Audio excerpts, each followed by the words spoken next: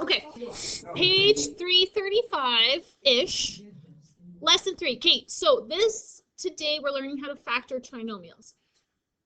This is like, if we were to talk like about a story and draw a story timeline of this unit, it's like somewhat difficult. Now we're at the peak of difficultness for a little bit, and then it gets slightly easier.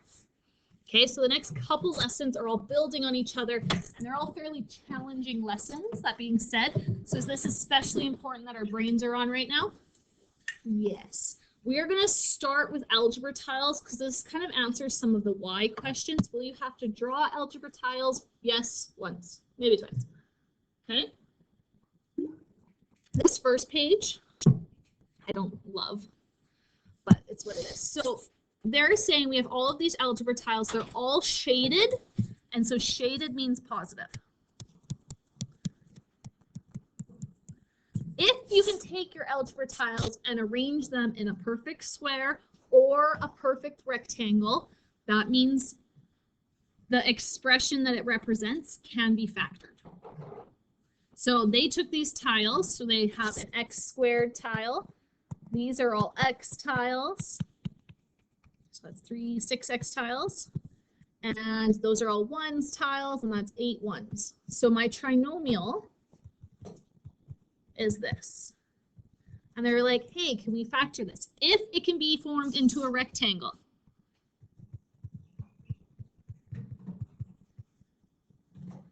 Yes, it can be factored. What are the factors of it? How can that rectangle tell us that? There's not a question mark on there. The factors are simply the sides. So on this side, I have one length here that's x long. And then I have 1, 2, 3, 4 side lengths of ones. So this side would be x plus 4.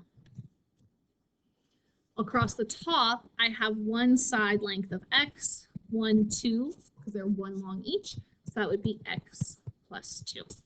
So like your answer to this question, like this question would be like, given this trinomial, factor it. They're saying, so that's right here. Our factors are x plus 2 and x plus 4. That's how you can use it. So if we go back to like algebra tiles and multiplying polynomials, like our very first unit, you would have started out with like your grid like this, drawing out your x tile and 4 ones, right? X tile, 2 ones, and then you're going to fill this shape in with all of those things. I'm not going to do it because I'm feeling lazy, but you would get that same shape in there. And so these 2 pieces on the outside, those are our factors. Does that make sense? Right, because this is undoing what we did in our first unit, just how you model it with tiles. They didn't give us lots of space in class example 1, so we're going to skip it. So here we have more space, so let's use this one. So first, let's count this up. What is this first? All those tiles are representing something. What do they represent? Count them up. Tim. X squared minus 7x plus 12. So this one, we have to be careful about our signs. So we need to form this. So our question would simply be like factor x squared minus 7x plus 12 with tiles. So how do we do that? So first thing, we need to form this nice rectangle. I'm going to try and draw this best as I can for you. So our first step is to draw out that rectangle. I'm going to color code mine so I don't have to shade it. So I'm going to say my green is positive.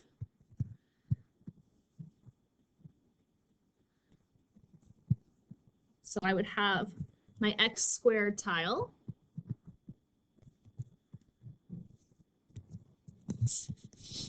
And then I'm going to have some x's here.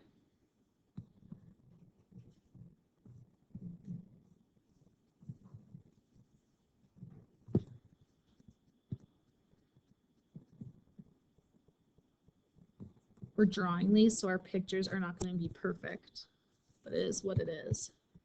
So my red is negative. So I knew we have to have 12 ones. When I think about that, the factors of 12 are 12 and 1, 6 and 2, and 3 and 4. 3 and 4 is going to give me the best combination to make that nice kind of rectangle, considering I had 7x tiles. I find algebra tiles really helpful if you actually have the tiles in front of you to like manipulate them. Without them, drawing like this, I find it to be really hard. But it's kind of what it is. So now if I go and fill in like that outside grid, I have one X tile fits here. That should be in green. Why aren't I color coordinating this? Sorry, guys. I have one X tile here. And then I have all of these negative ones because a negative times a negative gave us those positive 12. And so what this means is our final answer on this question. So if I have my trinomial, the factored form of that is x minus 4 times x minus 3. If we were to go back and do a check, so our check is to actually use FOIL. It should take us back to our original piece. So these are binomials. Oh, Trinomials like our final answer. We break it into two binomials. oh. So x times x gives me x squared. X times minus 3, I get minus 3x. 4 times x minus 4x plus 12. I can combine those like terms and it works out. So that's your check that you can do. Do you have to do a check? No. Can you always? Yes. That's the beautiful part of this unit. You will almost always know if you've made a mistake. That being said, you might not know how to fix your mistake, but you should at least recognize if you did it right or wrong. Sometimes it's hard to actually do the check. Does that visual kind of make sense? Somewhat good. Can you guys be impressed by how well I drew all those squares? I think that's the best I've ever drawn them. Isn't there a little button you can put in to draw the squares? What? Really? Oh, no. Or you can download it. Right So you now. can get nicer Once squares. again, I think we Okay. work better with nicer squares. Okay, scroll down. So this next portion, it says expand these binomials. Oh my goodness, you guys know how to do this. We are not writing this out 13 times. That's absurd. This unit, actually later on, I'm going to give you my own notes. I don't love your workbook for this unit. Okay, so we're looking at this expression they have here. X plus P times X plus Q equals our trinomial. This was your investigation right here. What do you remember from your investigation that we can use here? So there's a combination of how you determine B and how you determine C. Does anyone remember this from the investigation? I have not even looked at your investigation, so don't ask, don't comment on it, just deal. What? Don't you add in the binomials, you add the constants to get the coefficients for the second term, and then you multiply them to get the constant. Good, right on. And also how I do on my investigation. So B is equal to P plus Q. C is equal to P times Q. So it's all about, in math terms, sums and products.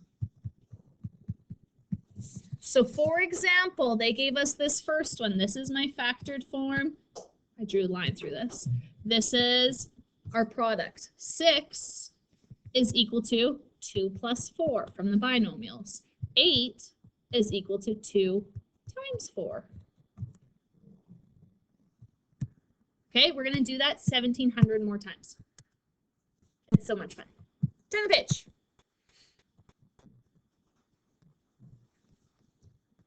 So this question, it seems much scarier than it is because there's variables. We're going to go through this. So it says use FOIL to show that this is equal to that. So when we do FOIL on this first one, x times x gives us x squared. X times q gives us qx. P times x gives us px, and then we get pq.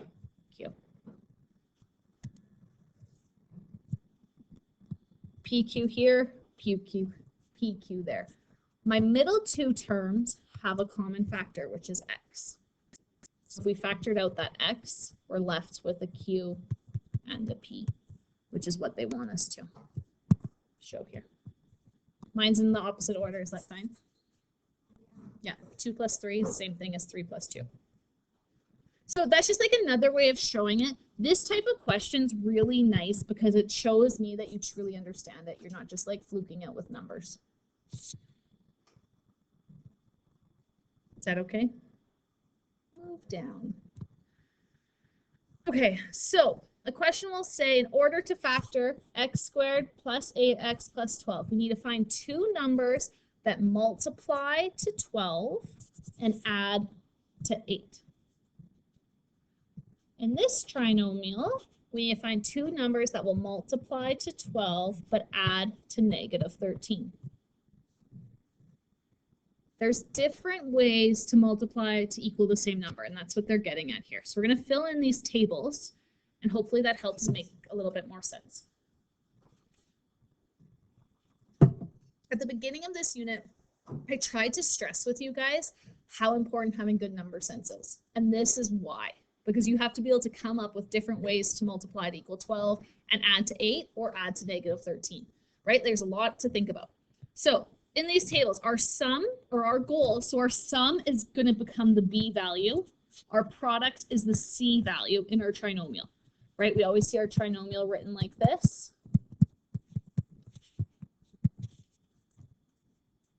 So we're coming up with our B value and our C value. What would our two terms be?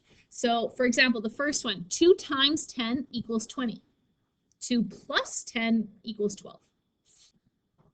What two numbers can I multiply to 20 but add to 9? 4 and 5. Good. Okay, multiply to 4, add to 4. That one's pretty easy of 2 and 2.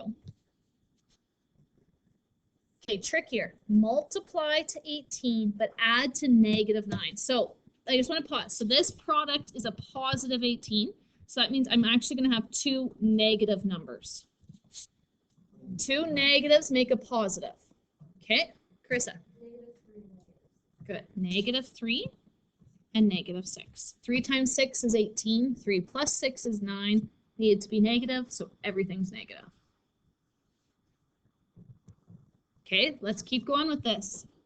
Because this is like, it seems easy, but sometimes you're going to be like, oh, I just don't know. And then someone will tell you the answer and you'll be like, oh, that wasn't bad.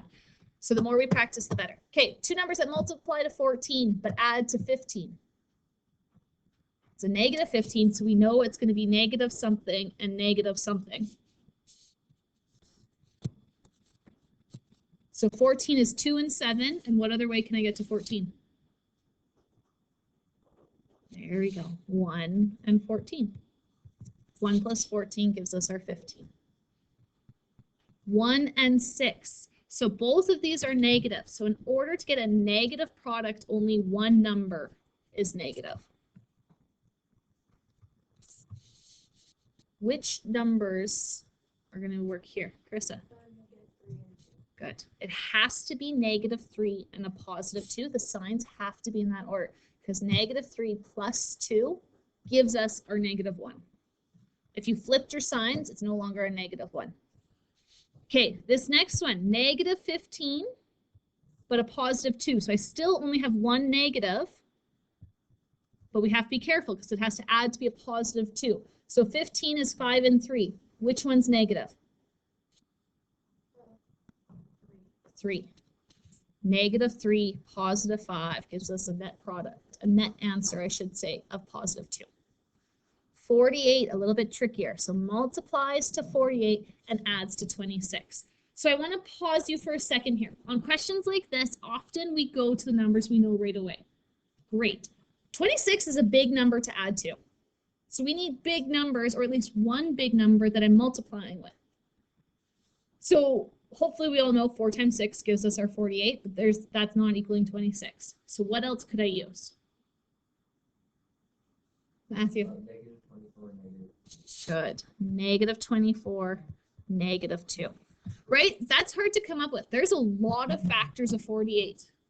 So you have to also use the sum to help you kind of think about it on how to get there. So the whole point of this is really, that's getting at what our terms would be. So if I take, let's say, this example and like fully develop it, it's saying I would have x squared minus 15x plus 14. The question would read factor. You'd be given that. Let me write that neater. Your answer then, when you go to answer this question, is going to be x minus 1 times x minus 14. That's your answer. Okay, this next point is important and really important for you guys to remember how these work. So if your product is positive, the two integers are both positive or both negative. The product is negative, you have two different signs. Okay, turn the page. Why is there answers here? I'm not sure what he's doing. Okay. So factor the following trinomials where possible. It says where possible. Is it possible to have an answer that does not factor? Yes. We will give them to you occasionally. It's good for you to I know it's mean, but it's good for you to recognize when you just can't do it. That being said, if you can't factor it, don't just write not factorable as soon as, like, don't just like give up. Are we going to do it a ton? No, because then I don't know if you can factor or not. Okay, so this first one, two numbers that multiply to 12, add to 8. So we need to have it multiply to 12. That's an x for multiplication. Add, good. Add to 8. So our answer is going to be x plus 6 and x plus 2.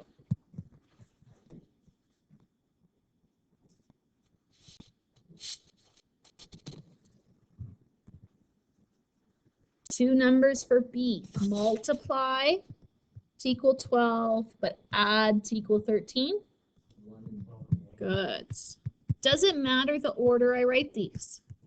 No. Please tell me I'm recording.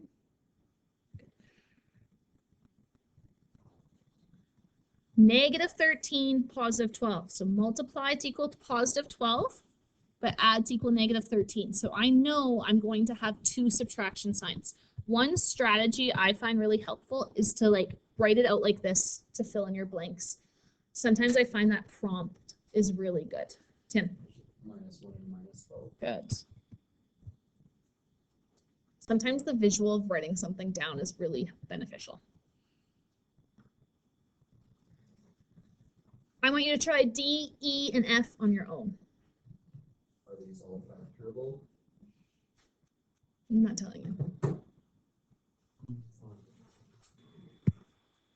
Okay, let's try these. So a squared minus 11a plus 10. Laura, what did you get? Good. You need to have a's. The question had a's, so you should have a's. Yes. So a's had to be there. Don't write x's. I'm going to mark it wrong. Yeah. Y squared plus 3y plus 4. Anyone want to be brave? Not, no, not factorable. If it was a negative 3y, so if the question was like y squared minus 3y plus 4, is that factorable? Yes, minus 3 minus 1. Yeah. I mean, Plus y. Sorry, minus 4. I wrote a 3. You're getting me mixed up. Yeah. Minus 4y plus 1. So in that case, you can get to your 3, but it was a positive 3, so it's not factorable. That is your answer. No, because if you leave it blank, I don't know what you knew and what you didn't know. Do we have to try all that math? No, you write not factorable. Wait, but wouldn't the minus 4 times 1 just be minus 4? Yeah, totally would be. Totally. But don't do this. I'm just like talking. That's just me being a teacher. Your answer is not factorable. Do not just leave it blank. Not factorable is your answer. Okay, this last one, who knows? Charlotte. Good, right on. Okay, so these questions are as easy as factoring is going to get for factoring a trinomial. From here on, we add extra little like sprinkles of difficulty. The first sprinkle of difficulty, our very first lesson, we talked about greatest common factor or GCF. That comes into play now. So if I look at this first question, there's a greatest common factor. So the very first thing you do on any question is there a GCF? If there is, factor it out. If not, then you're just going to factor as normal. So what's the largest number that goes into all three of these? 4. So when I factor out that 4, I'm left with an x squared. I'm left with minus 8x. What's 48 divided by 4?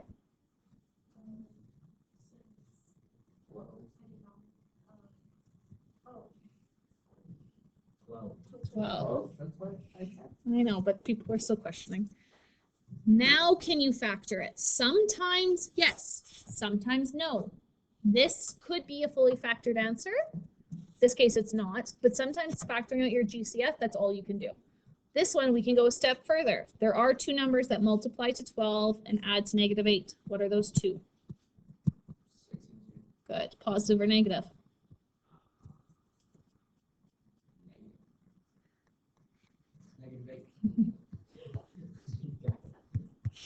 Good. That is your fully factored answer. You always, like it's implied, but you always should fully factor something. So if you only took the GCF out and didn't finish, it's not actually fully correct. Okay, this next one. What's my GCF? 3x. So then I'm left with an x squared plus 7x plus 10. Which is then x plus 5 times x plus 2. So that's your fully factored answer. The three factors of that trinomial would be 3x, x plus 5, and x plus 2. That's kind of the language. This next point here I've said, but I want to stress with you guys. So if you're asked to factor something, it means fully factor or factor completely. I drew a line through that thinking it was my highlighter. You always have to fully factor it. Okay. And that's it. So for rest of the class, we have some practice questions. This being said, we have quite a bit of time today, and because of how a few things worked, your class ends up with bonus classes, which is kind of nice.